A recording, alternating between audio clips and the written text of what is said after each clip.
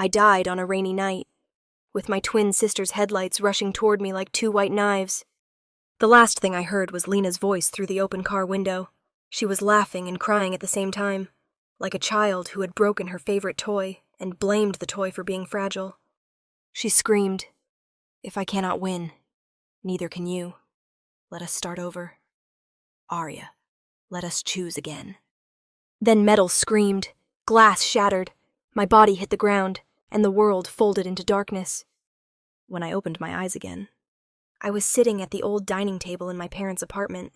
The air smelled of cheap soup, laundry detergent, and the orange-scented floor cleaner my mother liked to use whenever guests came. Across from me, Lena sat with her hands clenched on her lap. Her face was pale, but her eyes were burning. I knew this day. I knew the cracked blue cup near my right hand. I knew the calendar on the wall.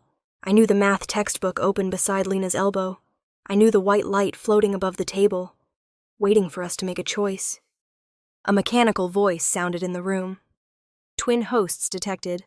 2 support systems available. Please choose your life path.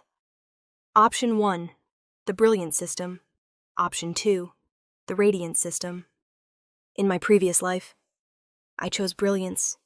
It gave me memory, logic, focus, and the ability to understand knowledge faster than ordinary people. But it never gave anything for free. Every hour of perfect memory required 3 hours of study. Every rise in intelligence demanded a price in effort, pain, and discipline. I worked until my eyes bled, until my hands shook, until sleep felt like a luxury for other people. At 26, I became the youngest research fellow at the Royal Institute of Science. Newspapers called me a miracle, professors called me the future, and Julian Frost. The heir of the Frost Group pursued me for 3 years. Lena chose radiance. It gave her beauty, charm, body control, expression, and the ability to gather admiration from others. But Lena hated effort.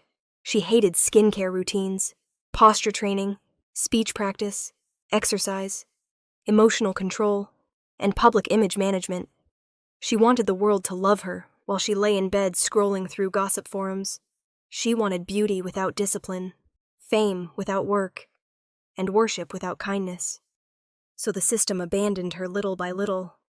Her skin dulled, her charm dropped, her followers mocked her. Men who praised her face grew tired of her temper. She blamed me for everything, and on the night Julian proposed to me, she drove a car through the rain and ended both our lives. Now we had returned. Lena moved first. She slammed her palm on the table and shouted, "I choose the Brilliant System." The white light flickered. A silver ring of symbols wrapped around her wrist. Lena looked at me with triumph so sharp it almost made her beautiful. She said, "This time, you can have the useless pretty face. I will take the real golden finger." My mother stared at us, confused by the words she could not hear. To her, we were only 2 daughters suddenly acting strange at breakfast. My father lowered his newspaper and frowned. I looked at Lena's shining wrist and felt no anger, only amusement. Poor Lena. She still thought a system was a magic lamp. She still thought choosing genius meant becoming one. The remaining light turned toward me. The mechanical voice asked, "Host Arya Vale, do you accept the Radiant System?" I smiled. I accept. Warm, gold light settled over my skin. Not like a blessing, but like a contract. Lines of information appeared before my eyes. Radiant System activated. Starting score, 42. Core tasks. Body discipline. Emotional resonance. Public influence. Aesthetic refinement. Social trust. Warning. Beauty without effort decays. Charm without character collapses. I almost laughed. That warning was kinder than anything Lena had ever understood. Across the table, Lena leaned back with the expression of someone who had already won. She picked up the math textbook, flipped to a page filled with equations, and smiled as if the book had become a toy. She said sweetly, "Sister, from now on, do not force yourself too much. Some people are born ordinary. There is nothing shameful about being pretty and empty. I lifted my cup and took a slow sip of water. You are right, I said. Empty things are easy to fill. Rotten things are harder. Her smile froze. My mother slapped the table. Arya, how can you speak to your sister like that? She only cares about you. There it was, the old music of my family. Lena played one wrong note, and my mother heard a wounded bird. I spoke one calm sentence, and she heard a knife. In my previous life, I spent years trying to earn fairness from them. I brought home awards. They said Lena felt pressured. I cooked dinner. They said Lena was too sensitive to help. I won scholarships. They said I should share my prize money because Lena needed encouragement when Julian Frost pursued me. They told me to consider Lena's feelings because Lena had always liked handsome boys from rich families. This time I did not argue. I placed the cup down and said softly, I am sorry. I will be careful. My mother's expression softened at once. My father returned to his newspaper. Lena stared at me, suspicious. She expected me to fight. She expected me to be angry. She had stolen the system I once used to become extraordinary. She wanted to see panic in my eyes. But panic was for people who believed their path had only one door. I had already lived one life with brilliance. I knew every textbook, every competition, every examination, every professor worth meeting, every trap hidden in the road to academic glory, even without the system. The knowledge I earned with blood and sleepless nights had not vanished from my mind. And now I had a new tool. A tool Lena had wasted. I went to school that morning with my old backpack, my plain uniform, and my hair tied in a neat ponytail. The moment I entered the classroom, the noise dropped for half a second. It was subtle, but I noticed it. Radiant system notification, posture correction successful, skin clarity improved by 3%, first impression value increased. I sat down near the window. Lena swept in after me, carrying a stack of books like trophies. She had already begun showing off. By the time the first bell rang, half the class knew she had suddenly developed a photographic memory. Maya Chen, my deskmate, leaned toward me and whispered, Did something happen to Lena? She has been reciting physics formulas since she walked in. I opened my notebook. Maybe she studied. Maya looked impressed. Overnight, miracles happen. At the front of the room, Lena turned back and smiled at me. She said loudly enough for everyone to hear, Arya, do not worry if you cannot understand today's lesson. I can teach you after class. I know you always worked hard, but hard work cannot replace talent. A few students laughed awkwardly. In the past, this would have embarrassed me. In this life, I only looked up and smiled. Thank you, then I will depend on you. Lena's smile became brighter, but confusion flickered behind it. She wanted resistance, not softness. She wanted me to look jealous. I gave her gratitude instead, and gratitude was harder to attack. The brilliant system began working for her that week. Lena memorized entire pages after reading them once. She solved practice problems faster than before. She raised her hand in every class, corrected teachers with exaggerated humility, and sighed whenever other students failed to keep up. She became famous in 3 days. But I knew the first gift of the brilliant system was the most dangerous one. Memory was sweet.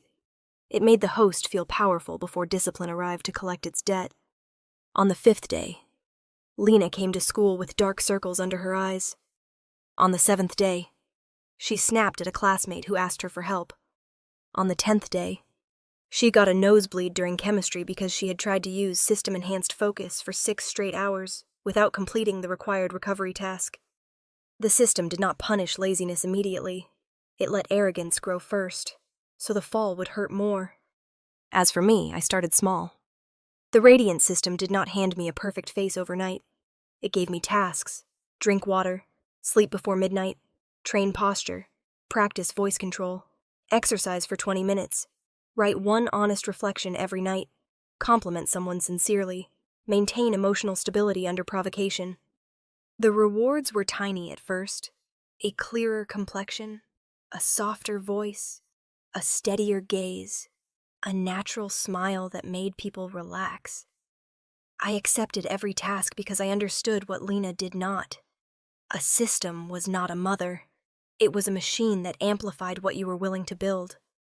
2 weeks after rebirth, I created a video account called Study with Area.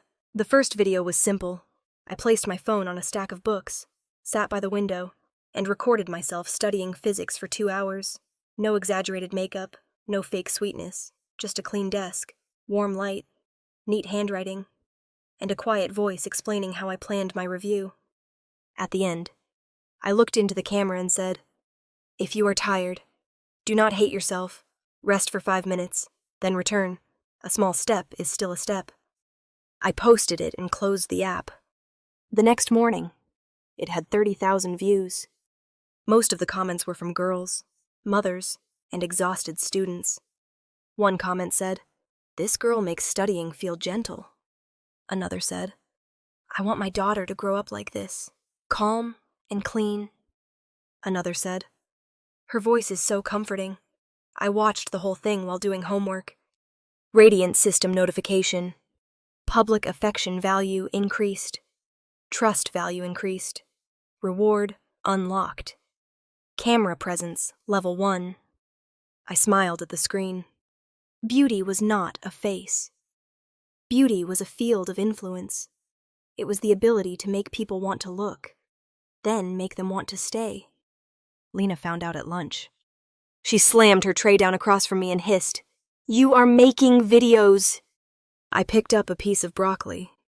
"Yes." "Using your face." Also my notes. Her eyes sharpened. "Do you think being pretty online means anything? I am ranked first in the weekly test. You are wasting time on shallow things." Maya, sitting beside me, frowned.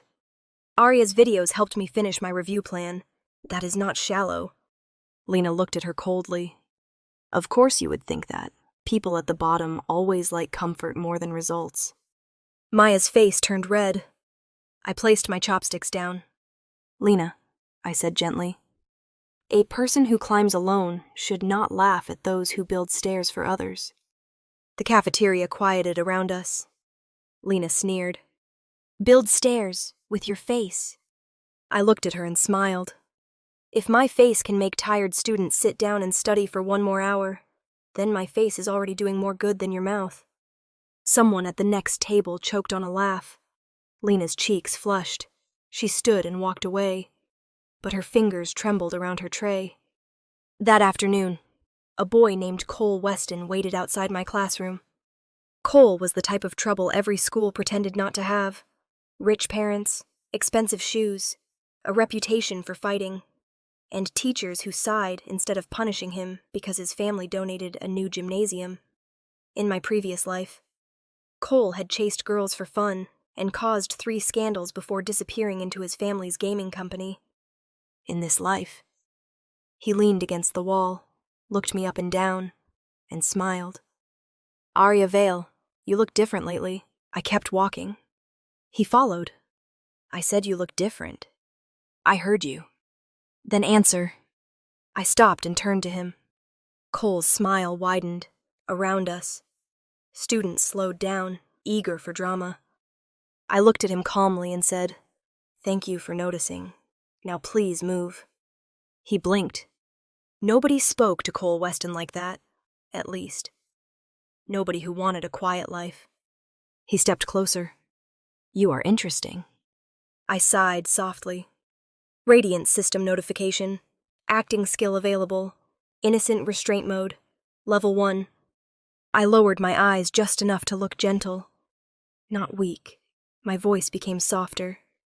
"Cole, I know you are used to people reacting when you push, but I have an exam, a video to edit, and a life plan.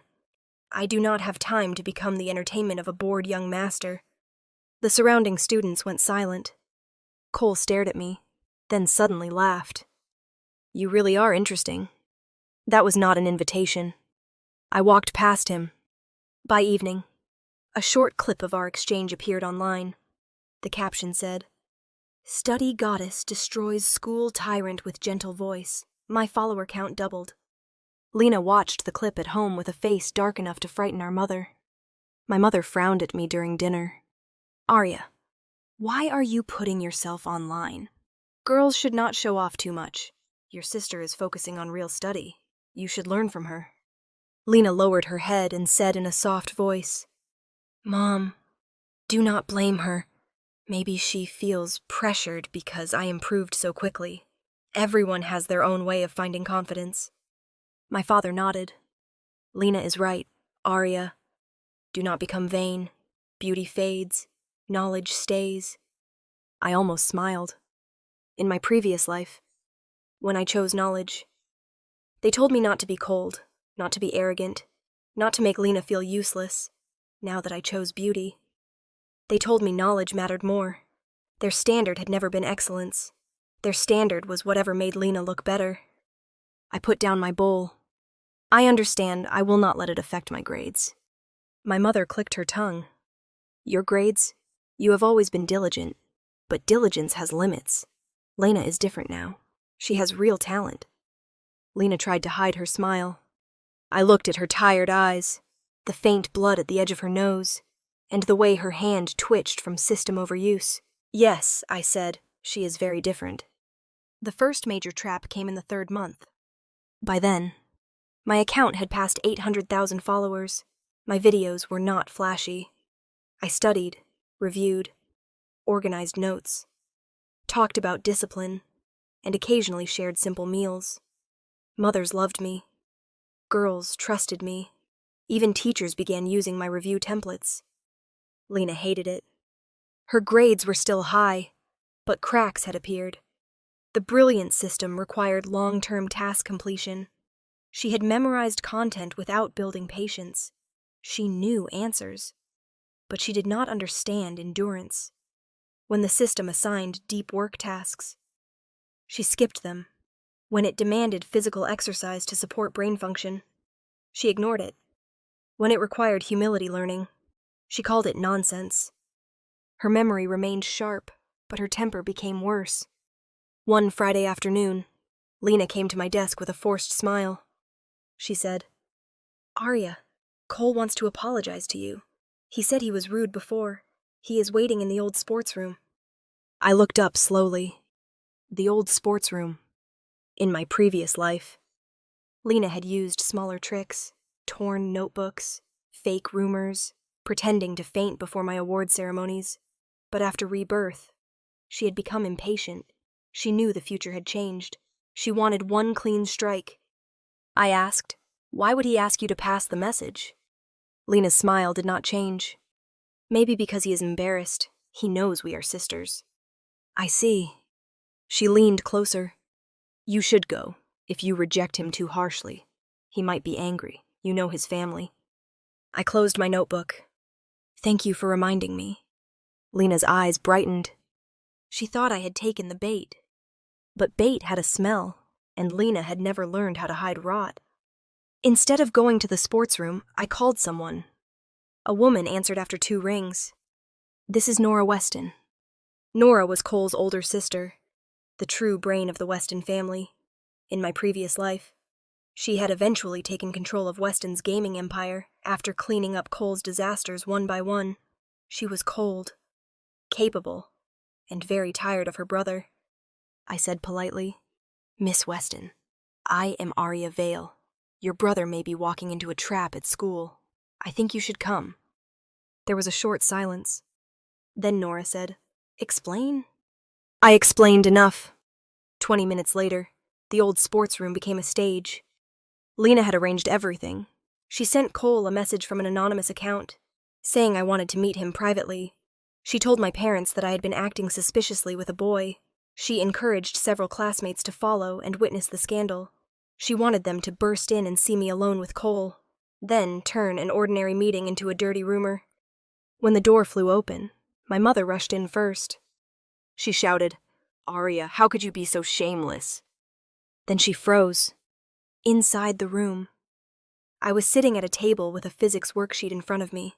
Cole sat across from me, looking trapped and annoyed. Beside him stood Nora Weston in a tailored suit, holding a marker on the whiteboard. She had written, "Career planning for irresponsible teenagers."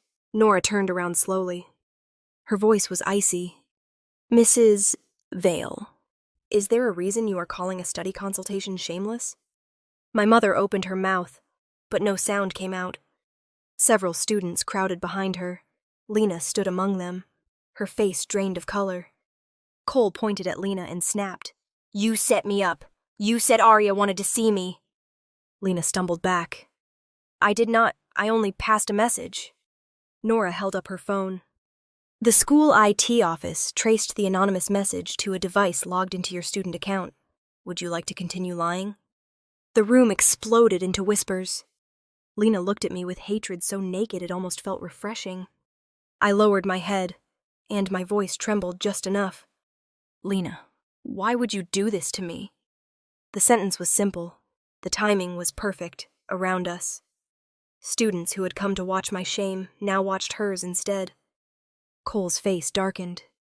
"Your mind is filthy. You tried to drag me into this because you wanted to ruin your own sister." My mother finally recovered. "There must be a misunderstanding. Lena would never do something like that." Nora looked at her with open contempt. "Madam, denial is not parenting." That line spread across the school before the final bell. By midnight, it was online. Lena, who had once mocked me for relying on public attention, tasted it for herself. The comments were brutal. Some called her jealous. Some called her poisonous. Some asked how a girl with such good grades could have such a rotten heart. Radiant system notification. Crisis response successful. Public trust value increased. Acting skill upgraded. I looked at the notification and closed my phone. The next morning, Lena refused to go to school. My mother blamed me. She stood in my room with red eyes and shouted, "Are you satisfied now? Your sister is crying so hard she cannot breathe. You are twins. Why must you push her to death?" I was packing my textbooks. "I did not send those messages." "But you called that Weston woman. You embarrassed Lena in front of everyone." I looked at her quietly. So if I had been embarrassed instead, would that have been acceptable? My mother froze. I continued, "If they had opened the door and seen me alone with Cole, would you have protected me, or would you have slapped me first?" Her lips trembled. "That is different, because I am me." She raised her hand. I did not move. Her palm stopped inches from my face.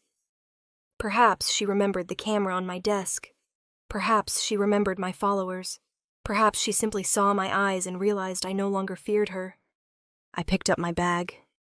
"Do not worry. I will leave for a while. Then you can comfort Lena without seeing the daughter who makes her sad." My mother panicked.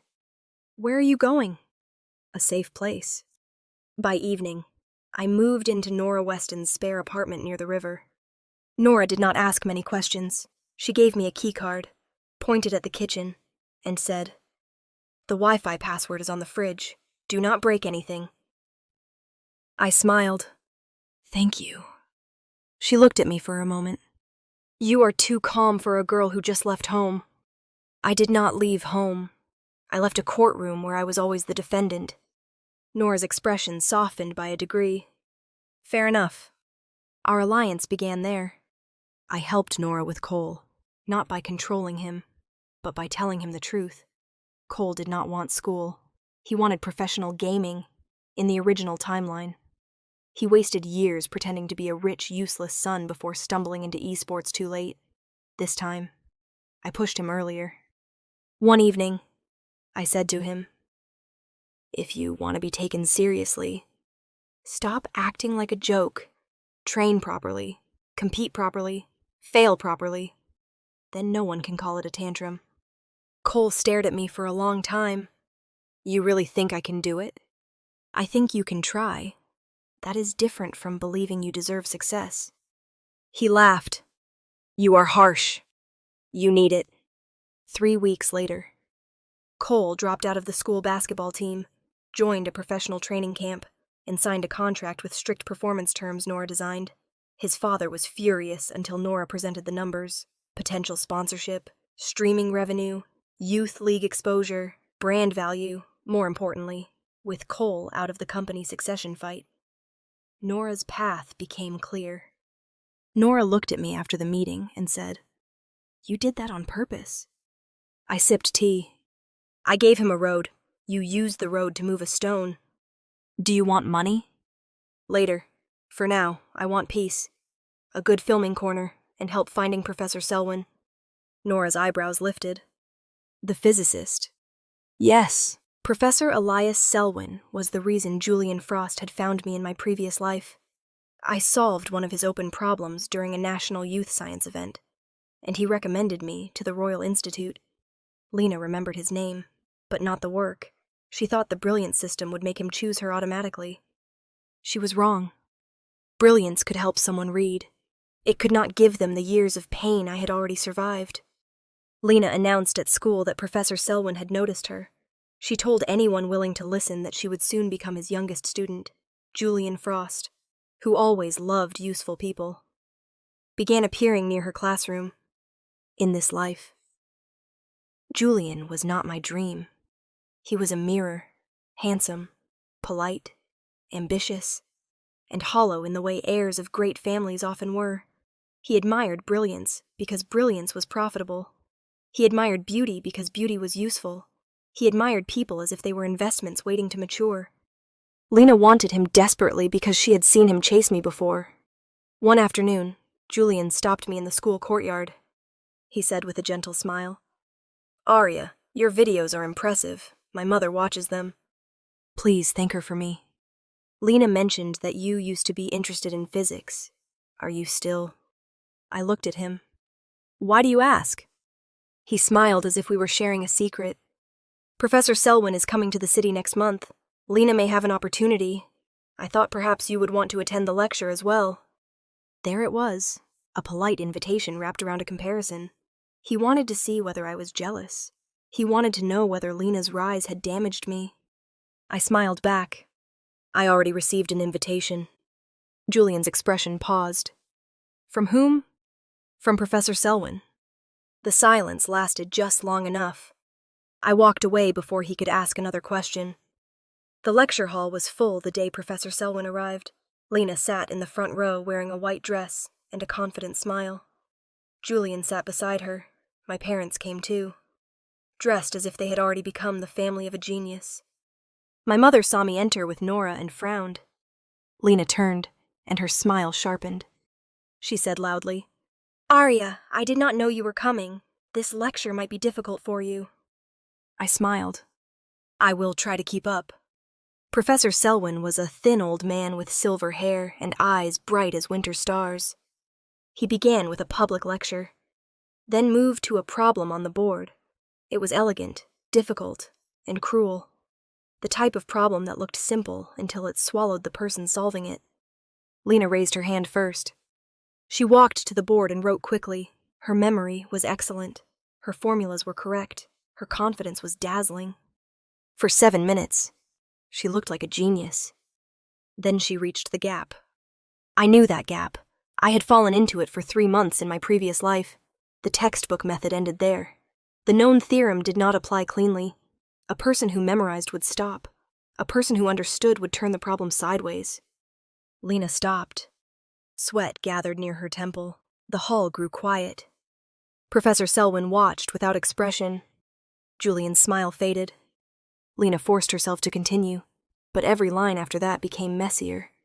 Finally, she placed the chalk down. She whispered, "There may be an error in the problem." Professor Selwyn said mildly, "There is not." The humiliation was soft, but complete. Then he turned towards the audience. "Miss Vale, would you like to finish what you sent me?" Everyone looked at Lena. Professor Selwyn shook his head. "Not that Miss Vale, the other one." I stood. My mother stared at me. My father lowered his hand from his chin. Lena looked as if someone had poured ice water over her soul. I walked to the board, picked up the chalk, and began where Lena had stopped. I did not write fast. I wrote clearly. Each step connected to the next like a bridge over a river. When I reached the transformation, Professor Selwyn smiled for the first time. When I finished, the hall was silent. Then applause rose like rain. Professor Selwyn said, "Miss Aria Vale solved this by correspondence 3 weeks ago. She also suggested a teaching version for younger students. I invited her today because I wanted to meet the mind behind the work." The cameras turned toward me. Public affection value increased. Intellectual credibility unlocked. Radiance and brilliance resonance achieved. I looked at the notification and felt strangely peaceful. Lena had stolen my old system. She had not stolen me. After the lecture, Julian approached me again, this time. His smile was warmer. "Aria, I owe you an apology. I underestimated you." I picked up my bag. "Many people do. It saves me time." He laughed softly. "May I invite you to dinner?" Before I could answer, Lena rushed over. Her voice shook. "Julian, you promised to take me home." Julian looked at her with polite regret. "I have another appointment." In my previous life, that sentence would have hurt Lena. In this life, it broke something in her.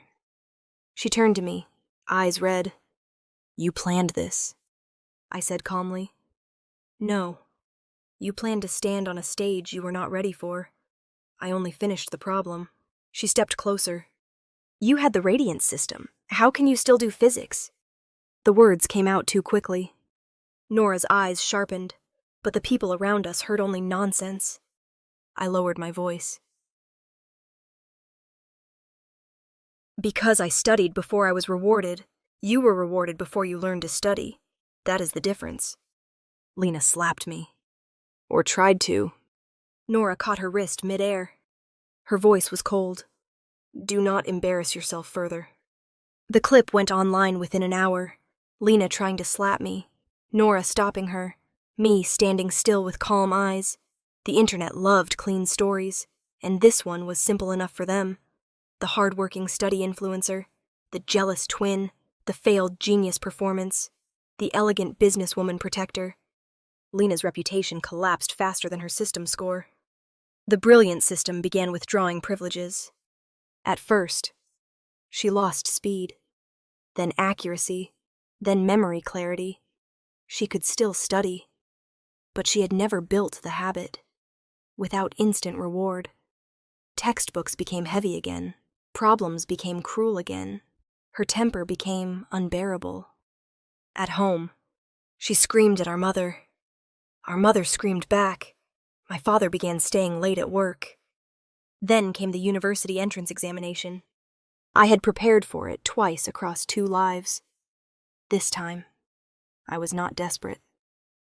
I filmed my final study video the night before, not as a performance, but as a farewell to the girl I had once been. I looked into the camera and said, "Tomorrow matters, but it is not the only tomorrow. Do your best. Do not destroy yourself for one door. If it opens, walk through. If it does not, build another."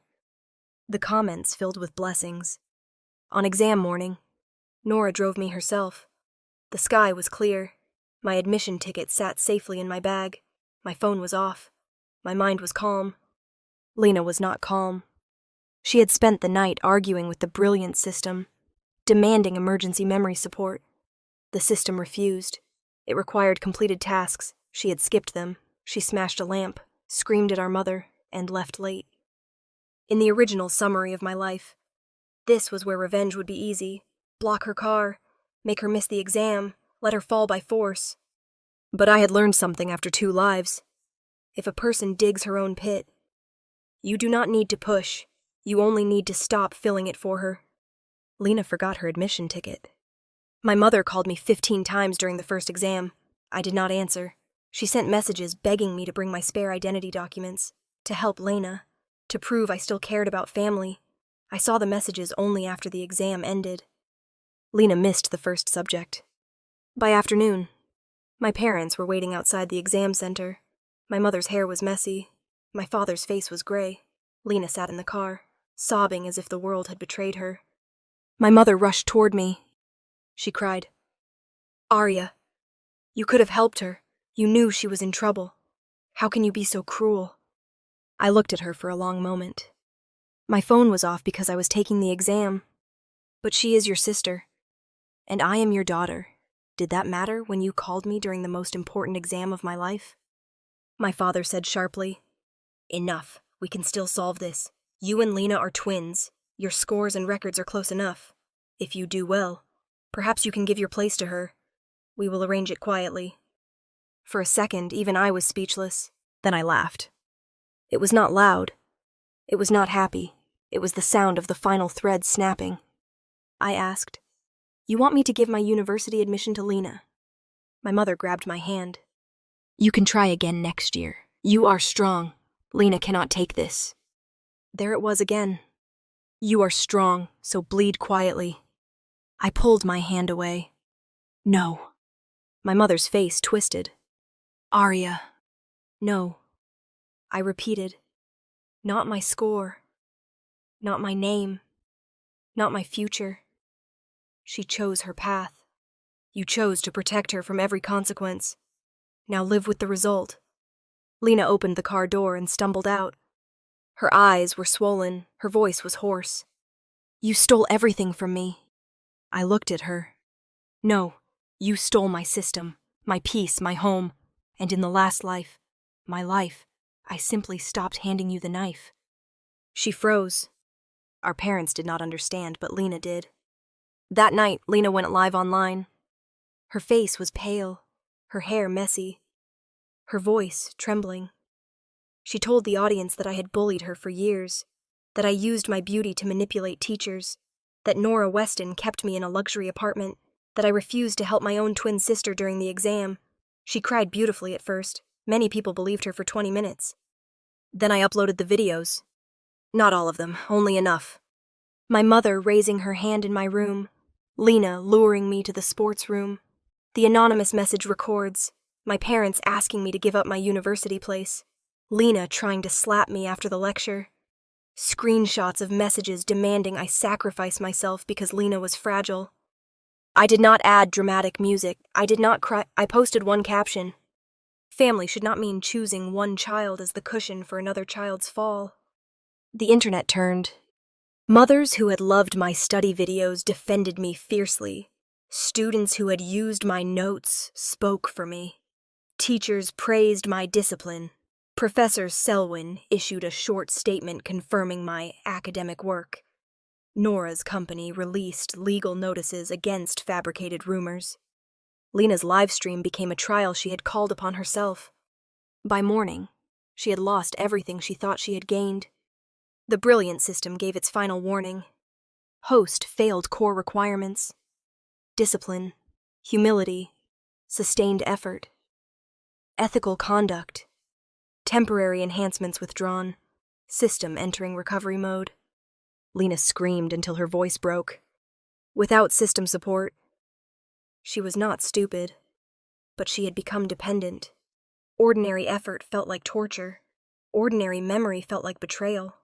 She could not accept becoming normal after tasting superiority. She enrolled in a third-rate college the next year, dropped out after 6 months, fought with our mother daily, and blamed me in every conversation. My parents spent their savings trying to fix what they had raised. They called me often at first, then less, then only when they needed money. I sent money once, not out of love, but to pay for my father's surgery. After that, I changed my number. As for me, my exam results came out on a hot July morning. I ranked first in the province. My followers celebrated as if they had taken the exam with me. In a way, they had studied beside me through screens, cried in comment sections, shared notes, and built a community out of quiet effort. The Radiant system reached its highest milestone, not because men desired me, but because people trusted me. Final Radiance evaluation. Beauty score. 98. Public trust. 96. Social value. 99. Core path complete. I entered the National University with Professor Selwyn as my mentor. Julian Frost tried to approach me again during the opening ceremony. He had prepared flowers, a gentle apology, and the same warm smile that had once fooled my younger self. He said, "Arya, I was immature before. I hope we can start again." I looked past him to Nora, who was waiting beside a black car with a phone in one hand and an impatient expression on her face. I said, "Julian, you do not want to start again. You want to invest before the price rises further. Unfortunately, this company is closed to you." Nora heard that and laughed for a full 5 seconds. Years passed. Cole became a professional esports player with a surprisingly disciplined reputation. Nora took control of the Weston Group and turned it into a technology and education empire. I became her partner in a public learning platform built for students who could not afford elite tutoring. We funded scholarships in mountain towns, built free digital classrooms, and made study resources beautiful enough that children wanted to open them. People still called me beautiful. I no longer minded. Beauty had become a door. I simply chose what walked through it. At 28, I returned to my old high school to give a speech. The auditorium was full. Some students knew me as a scientist. Some knew me as an education founder. Some knew me from old study videos their older sisters had watched. A girl in the front row raised her hand and asked me whether success came from talent, systems, luck, or beauty. I thought of Lena. I thought of the white light above the dining table. I thought of 2 choices that had never really been choices at all. I smiled and answered, "A gift can open a door, but it cannot walk for you. Beauty, intelligence, money, luck. None of them can save a person who refuses to grow. And even without a golden finger, a person who keeps walking can still reach a bright place." After the speech, I stepped outside. Spring sunlight fell across the school courtyard. Nora stood near the gate, reading messages from another board meeting. Cole was arguing with a group of students about gaming strategy. Professor Selwyn sent me a text reminding me to submit a paper revision. My life was busy, warm, and fully mine. The radiant system spoke for the last time. "Host Arya Vale. Final task complete. Do you wish to exchange remaining points for permanent beauty?" I looked at my reflection in the glass door. Calm eyes, clear skin, a face people liked, a life I had built with my own hands. I said, "No, use them for the scholarship fund."